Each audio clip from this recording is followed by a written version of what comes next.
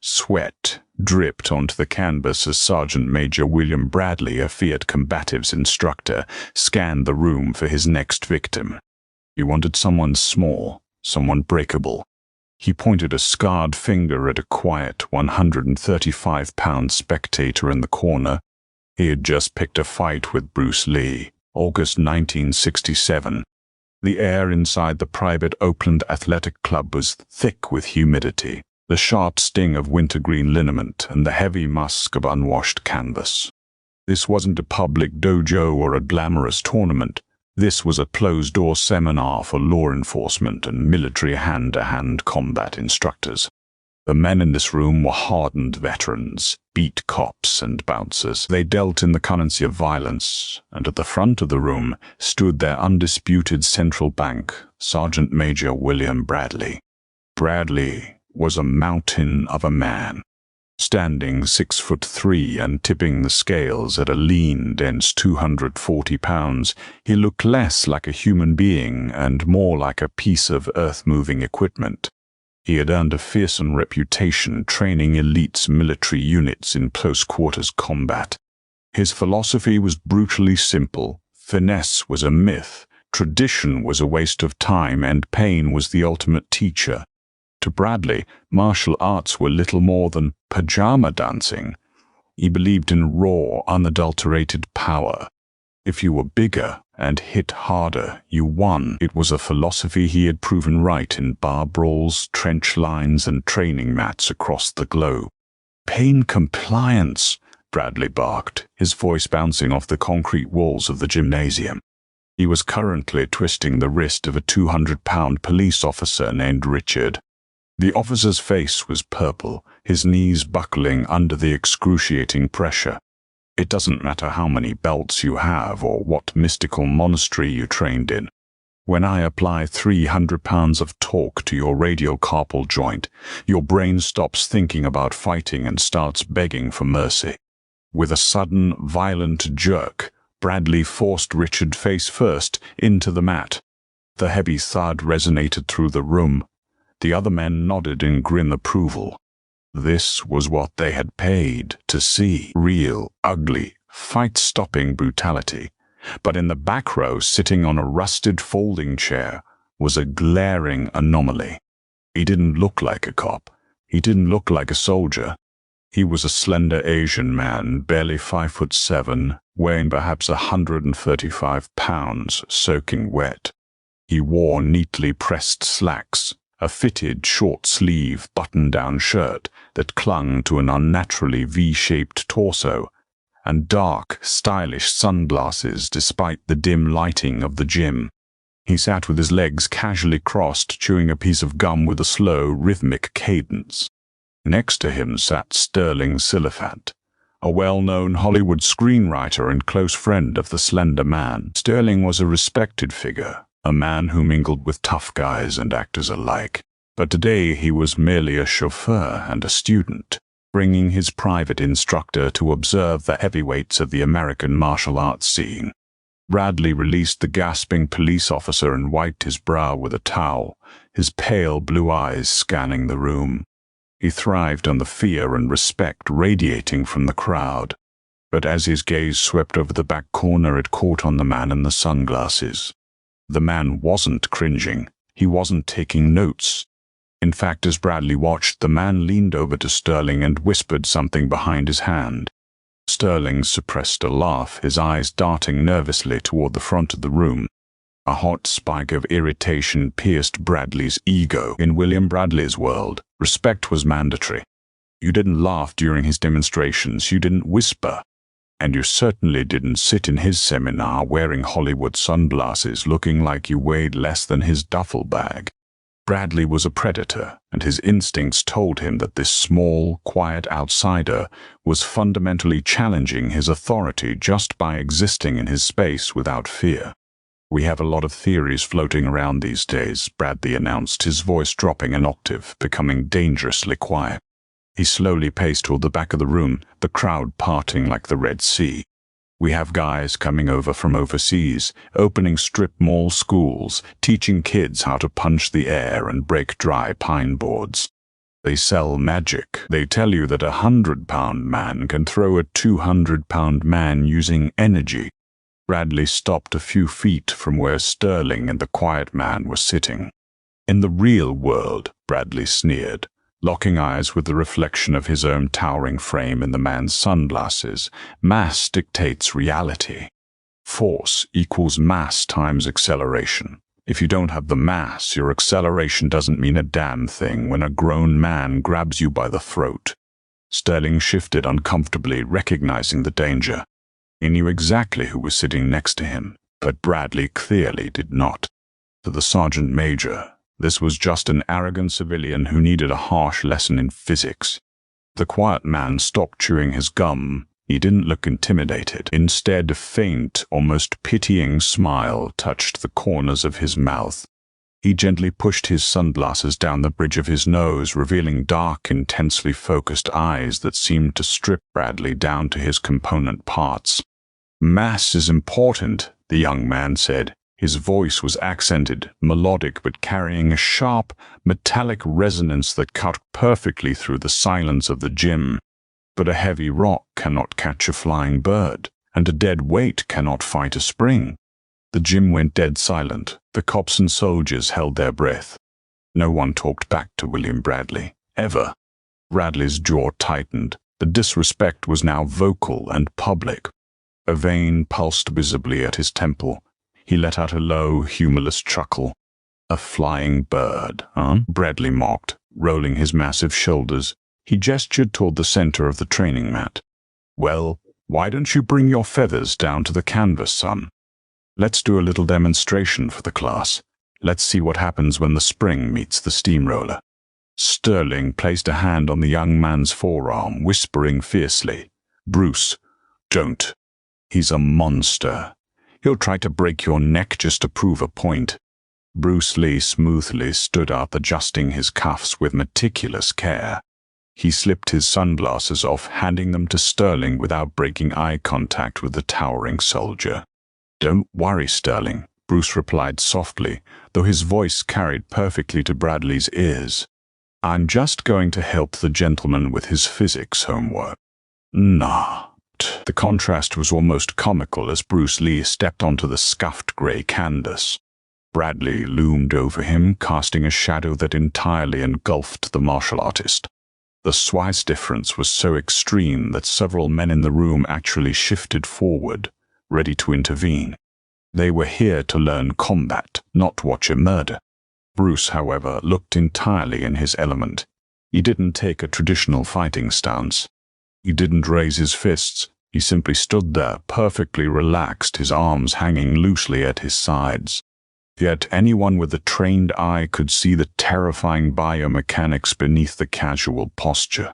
His lats flared slightly beneath his shirt, widening his back like the hood of a cobra. He was grounded, perfectly balanced on the balls of his feet, entirely present in the microsecond. Bradley cracked his knuckles, a sound like dry branches snapping. "All right, Hollywood," Bradley sneered, playing to his audience. "I'm going to demonstrate a standard cross-wrist grab leading into a shoulder-lock compliance takedown.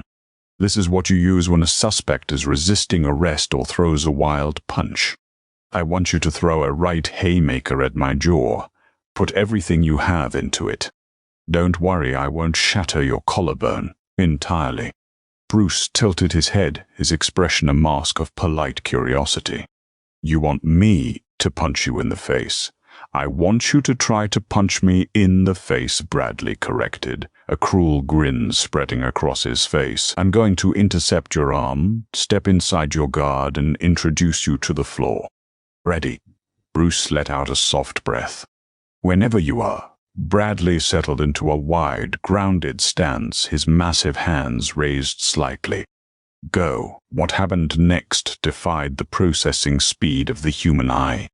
Bradley expected a telegraphed looping punch, the kind thrown by drunken brawlers or inexperienced fighters. He was prepared to absorb the impact, trap the limb, and use his superior weight to crush the smaller man downward. But Bruce didn't throw a haymaker, and he didn't tense his muscles before moving. Instead of stepping forward, Bruce's lead foot slid across the canvas with the whisper of a razor blade over silk. There was no wind-up, no telegraphing. His right fist fired directly from his hip, a straight line intersecting Bradley's center line. Crack. Before Bradley could even twitch his defensive hand, Bruce's knuckles stopped exactly 1 millimeter from the bridge of the sergeant major's nose. The sheer velocity of the strike displaced the air, creating an audible pop and sending a gust of wind into Bradley's eyes, forcing him to blink. In the fraction of a second it took Bradley to blink, Bruce had already retracted his hand, tapped Bradley lightly on the Adam's apple with his left fingertips, and swept his right hand down to pat the inside of Bradley's thigh, a casual, mocking gesture indicating a groin strike. By the time Bradley's eyes opened, Bruce was standing exactly where he had been 3 seconds ago, looking completely bored. The gym was utterly paralyzed. The men in the audience couldn't process what they had just seen. It was as if frames had been cut from a film reel. One moment Bruce was standing still, the next moment he was standing still, and in between, a phantom had dismantled their invincible instructor. Bradley stood frozen, his brain struggling to catch up with his nervous system. He felt the phantom impact of the strike that had been pulled. He realized, with a sickening drop in his stomach, that if Bruce had wanted to, he would currently have a shattered nose, a crushed windpipe, and a ruptured groin. Humiliation is a dangerous emotion in a proud man. In a violent man it is explosive. The red flush of embarrassment crept up Bradley's thick neck. The polite, mocking smile on Bruce's face was the match that lit the powder keg. Bradley's military discipline vanished, replaced by the primal rage of an apex predator realizing it had been made a fool of in front of its pack. "Cute trick," Bradley growled, his voice trembling with fury. He abandoned the lesson plan. He abandoned the compliance techniques. He decided he was going to take this arrogant little dancer and break him in half. "Let's see your tricks when I do this," Bradley roared. He lunged forward, throwing a massive looping right hook with all 240 pounds behind it. It was a punch meant to decapitate. He followed it up by immediately diving forward to wrap his massive arms around Bruce's waist, intending to lift him and slam him through the floorboards. Sterling leapt out of his chair, yelling a warning. The audience gasped. This wasn't a drill anymore. This was a street fight. But Bruce didn't retreat. As the massive fist swung toward his head, Bruce simply melted underneath it. He didn't block. He evaporated. As Bradley's momentum carried him forward into the grapple, Bruce stepped slightly to the side, pivoting on his front foot. He brought his right hand up, trapping Bradley's extended arm, and simultaneously drove his left palm directly into the center of Bradley's massive chest.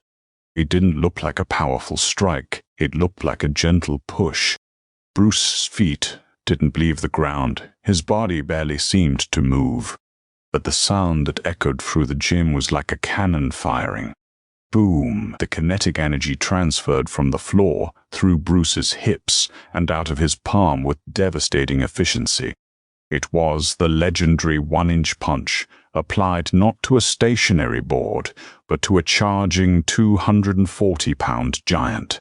Bradley felt as though he had been hit by a speeding Buick.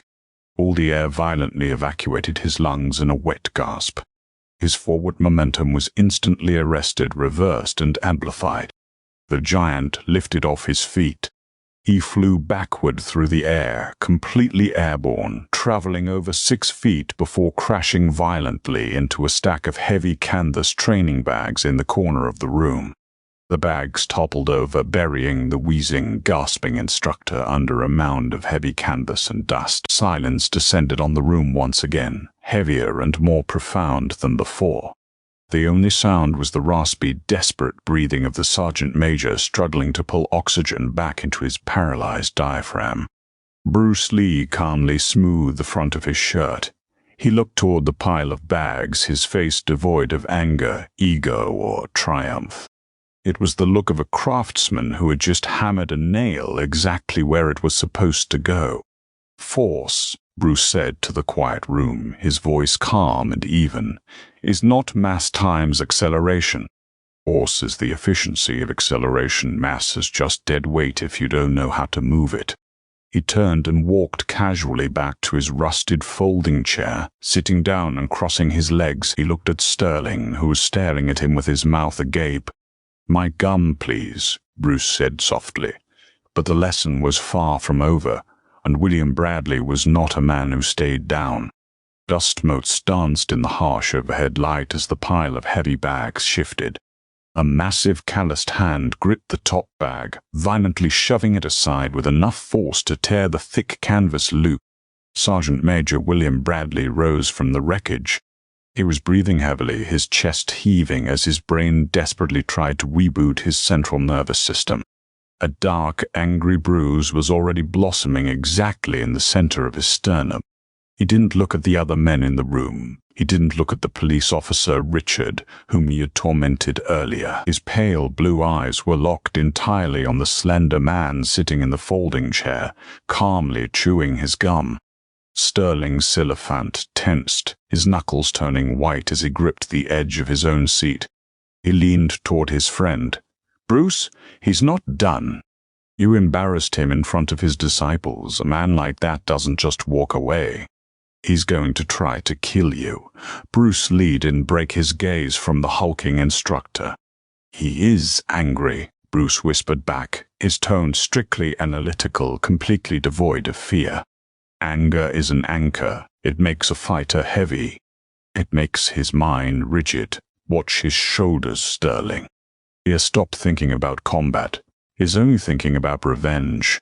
Bradley stepped back onto the mat. The swagger was gone. The mocking smirk had vanished, replaced by a cold, predatory grimace. He rolled his neck, the cracking joints echoing in the dead silence of the gymnasium.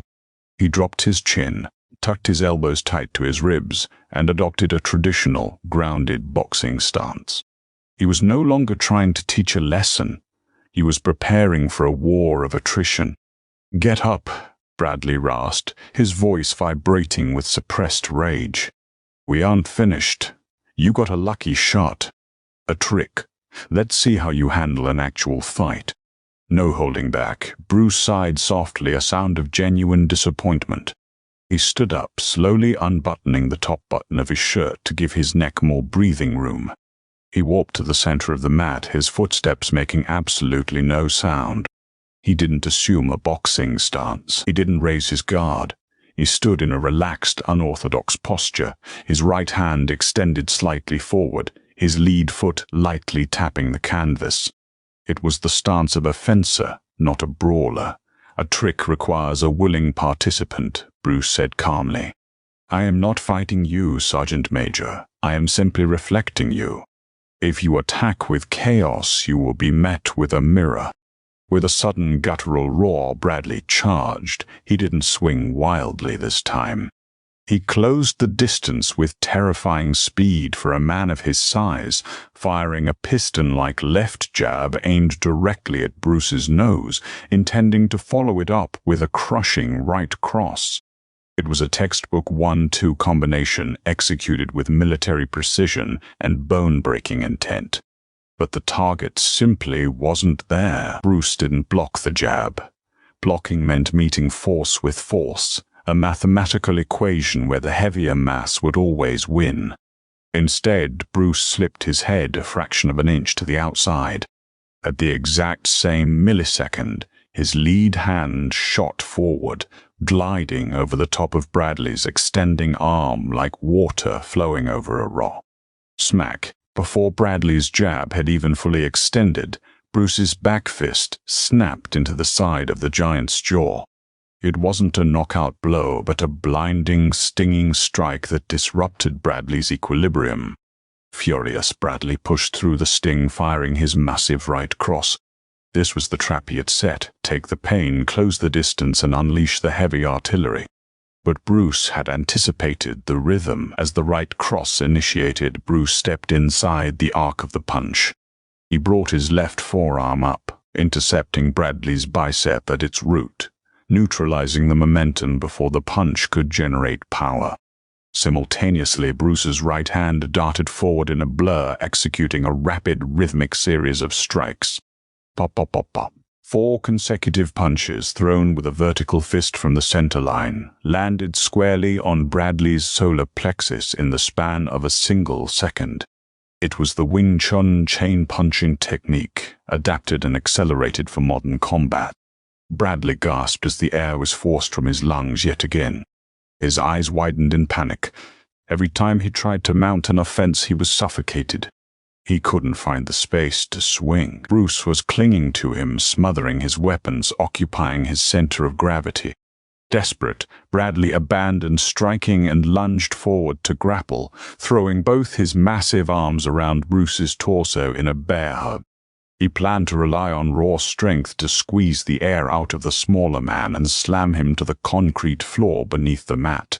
The audience gasped. Sterling Haas stood from his chair. If Bradley locked his hands, the fight would end in a hospital visit.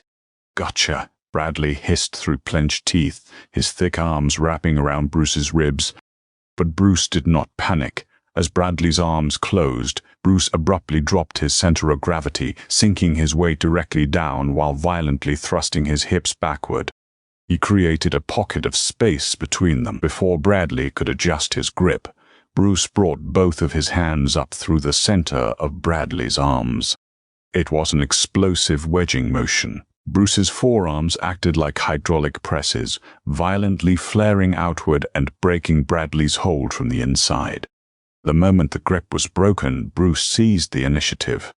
He grabbed Bradley's right wrist, pivoting his own body 180 degrees with lightning speed. He pulled Bradley's arm over his own shoulder, dropping to one knee, and executed a flawless, devastating shoulder throw. The physics were undeniable. Bruce had taken all 240 pounds of Bradley's forward momentum, added his own leverage, and redirected it toward the earth. Bradley launched over Bruce's back, flying through the air upside down. He crashed into the canvas with a sickening thud that shook the overhead light fixtures. The entire gymnasium floor vibrated. Bruce rose smoothly to his feet, stepping back, leaving the giant groaning on the floor. "You rely on your strength," Bruce said, his voice echoing in the stunned silence. "But strength is finite. Leverage, timing, and speed. Those are infinite. You are fighting the water by trying to punch it. You only exhaust yourself. For a long minute, nobody moved. The seasoned veterans, the beat cops, the brawlers, they were entirely paralyzed, trying to comprehend the sheer impossibility of what they had just witnessed. Sergeant Major William Bradley, a man who built a career on being the biggest, baddest monster in the room, was lying flat on his back, staring blankly at the ceiling tiles, completely dismantled by a man nearly half his size. Bradley coughed, rolling onto his side. His body ached. His pride was shattered. He pushed himself up onto his hands and knees, sweat pouring from his forehead, mixing with the dust of the mat. He expected the smaller man to be gloating. He expected a finishing blow. In his world, the victor crushed the vanquished to prove dominance. He looked up, bracing himself, but Bruce Lee was not standing over him in a pose of victory. Bruce had walked over to the edge of the mat and picked up a clean white towel. He walked back to Bradley, knelt down and extended the towel toward the heavily breathing giant. Bradley stared at the fabric. He looked at Bruce's face. There was no arrogance there. There was no mockery. There was only the calm, respectful gaze of a peer extending a courtesy. "The fight is over when the lesson is learned," Bruce said softly. "Are you injured?" Bradley slowly reached out, his thick, trembling fingers taking the towel. He wiped his face, the rough cotton hiding his bewildered expression. He sat back on his heels, looking at his own massive hands, then at the slender wrists of the man in front of him. What was that?" Bradley rasped, his voice devoid of its former booming authority. "When I threw the cross, I had you. I had the angle. but my arm wouldn't move. Bruce smiled, a genuine warm expression that instantly changed the atmosphere of the room. He sat down cross-legged on the mat directly in front of the giant. You didn't have the angle, you had the intention, Bruce explained, tapping his own temple. You telegraphed your desire. In my system we call it Jeet Kune Do, the way of the intercepting fist. I do not wait for your punch to land to defend it. Your attack is my opportunity. When you commit to a strike, you abandon your defense. I simply step into the space you leave behind.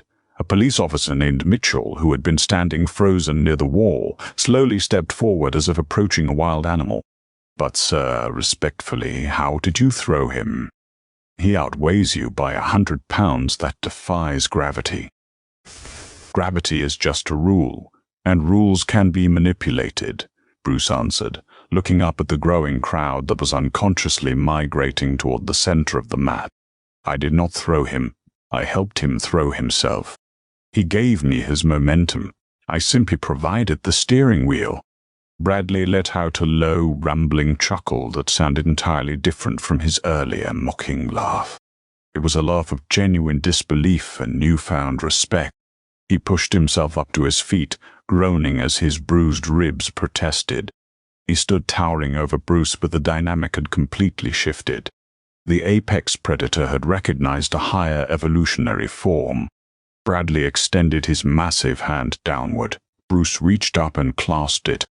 The giant hauled the martial artist to his feet. I've spent 20 years teaching men how to break bones, Bradley said, shaking his head, looking around his gym.